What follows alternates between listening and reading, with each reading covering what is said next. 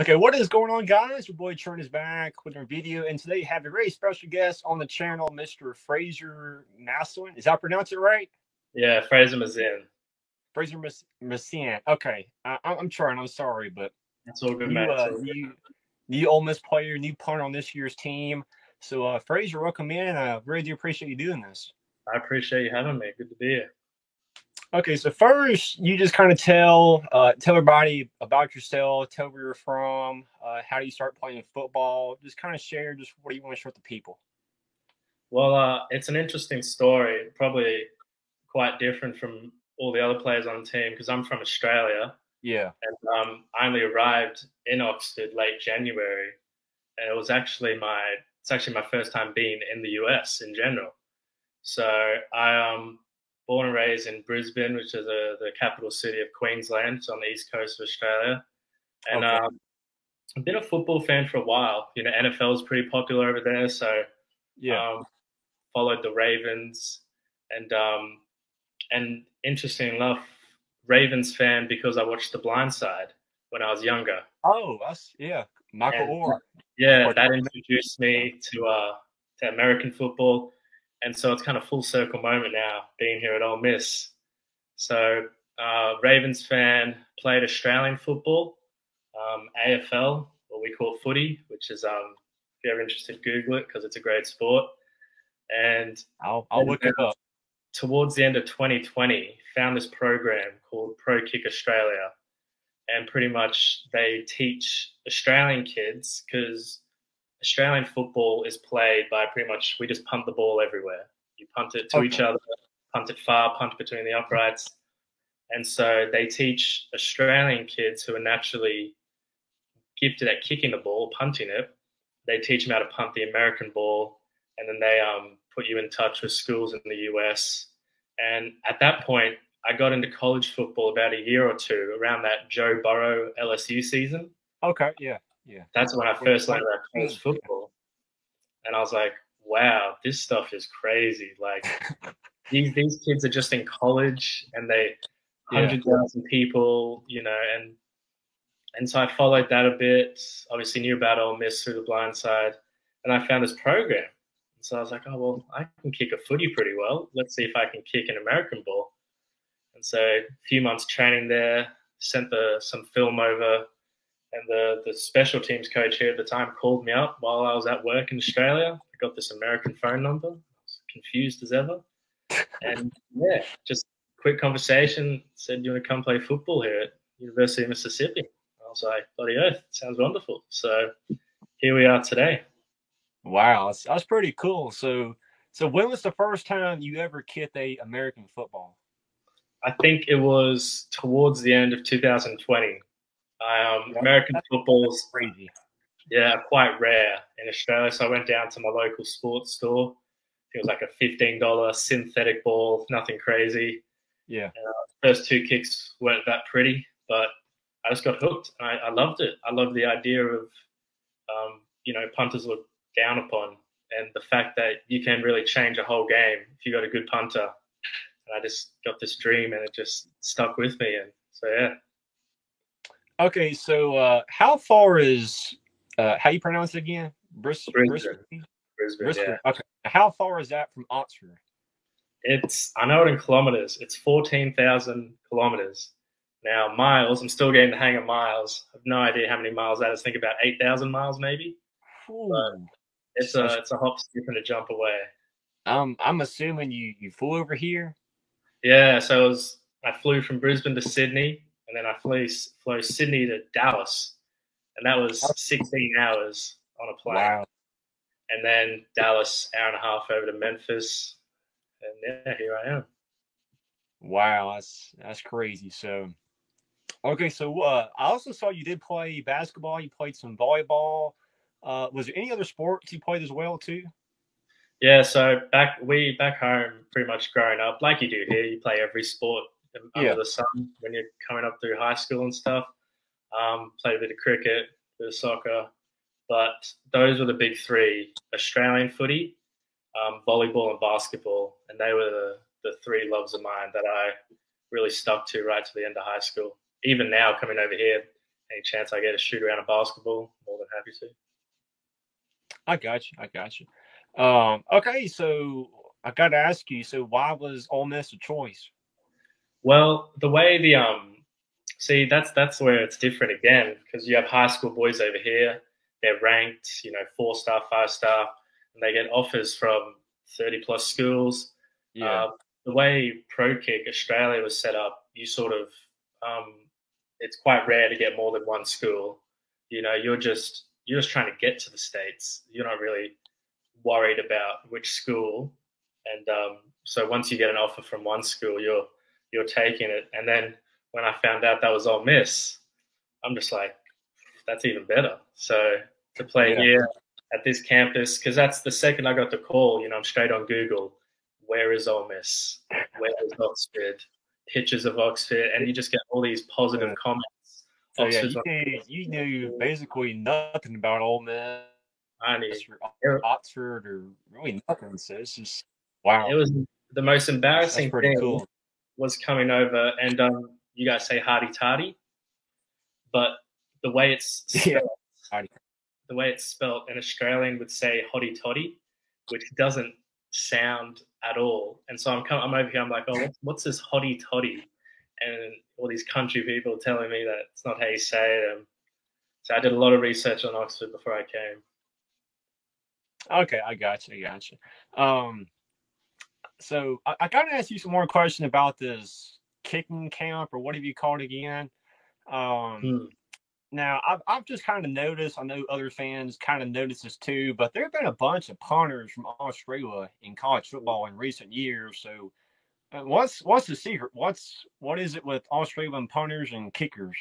Because they're pretty popular all of a sudden. So. Yeah, it's so program's called Pro Kick Australia, and it's run by Nathan Chapman and John Smith. And Nathan Chapman was a punter for the Packers way back when. Okay. And so he saw that there was a streamline of because the sport I played, Australian football, it's played on a big oval, probably 2-3 times the size of an American football field. And the way to pass the ball and get it downfield is you punt it. So a 40-yard punt, 30-yard punt's pretty standard. It's what we grow up doing in Australia. You grow up punting the ball. Over here, you grow up shooting basketball, throwing a baseball, throwing a football. It's all throws. So that's why I think Australians naturally make better punters, because not only can they used to it, I guess. Yeah, and not only can they kick the big balls, but lots of Americans not struggle, but they won't be as good as Australians as like the pooch punting, or if you want to be accurate, you look at lots of these Tory Taylors throughout the country, and they can really pin it on the 5-yard, on the 4-yard, just because they have that accuracy as an Australian. Well, that's my belief. I think there's still lots of talented US punters. Yes. I mean, you're probably still getting somewhat used to it a little bit. So. First time I saw an American football field was in January. So. Wow. First time ever was just 6 months ago. Yeah, pretty much. Wow. This is crazy to me. So this is just kind of unheard of. Even crazier for me. So. Yeah. Okay. So now you've been here at Oxford for a pretty short time. What is it? How would you describe Oxford in your opinion?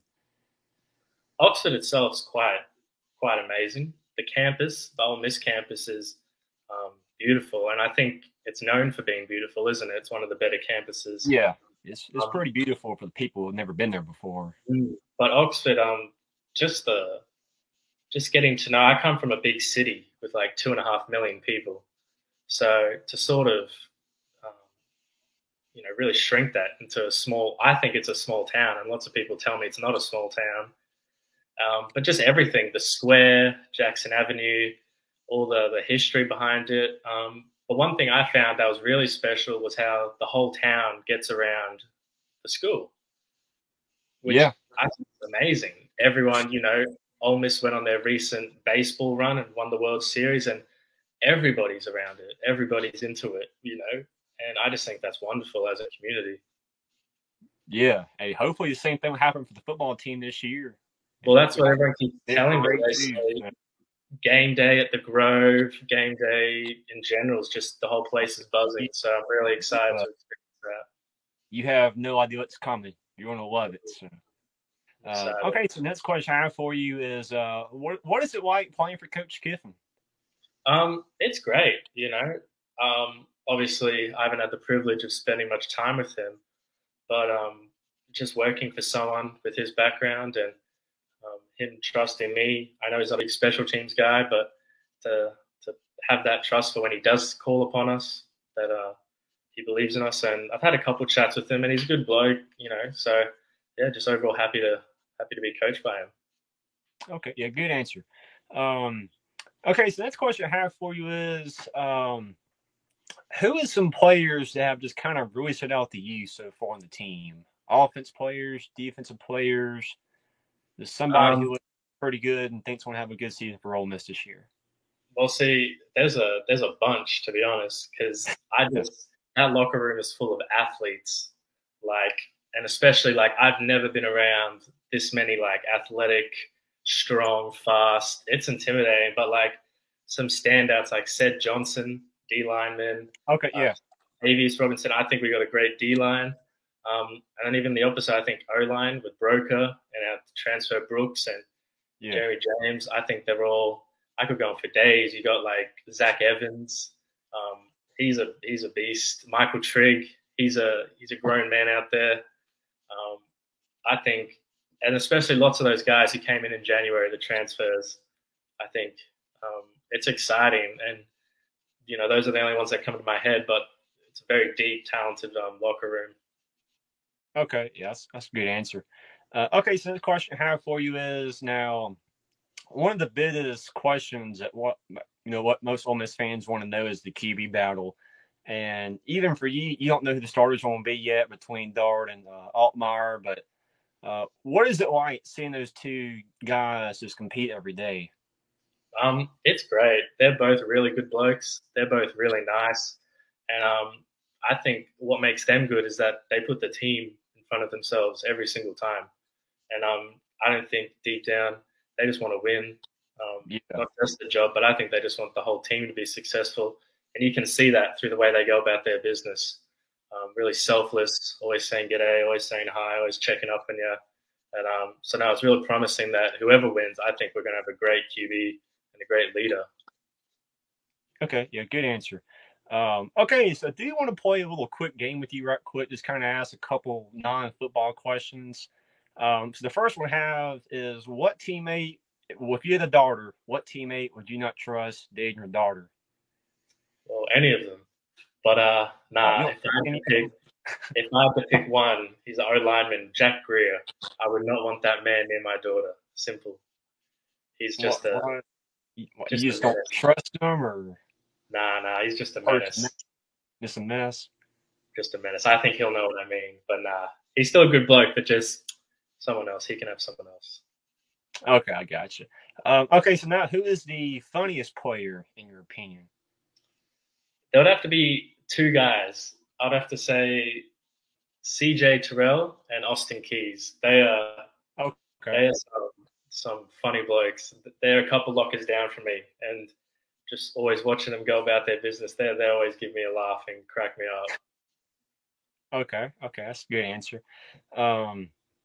Next question I have for you is, now you, of course, you lived in Australia for a long time, now here in the United States, but if you could live anywhere in the world, where would you choose? See, this is tricky because 6 months ago, I would have been the same places America, Europe, the Bahamas, just send me somewhere nice. But now that I've been away from home for a while, I think I just want to live back home, just go back to Brisbane. And that'd have to be. I know it's a corny answer, but that's just how it is these days. No, I understand that. It makes sense. I think I'll be kind of the same way too. If you haven't seen your house, your home in several months, I think I'll be kind of the same way too. So I could see that. So yeah. Okay, so next question I have for you is, now who's your favorite athlete? If it is somebody from Australia, American player. Favorite athlete? Yeah, favorite athlete, any sport. I'd have to go LeBron James, easily. Yeah. Why not Even LeBron?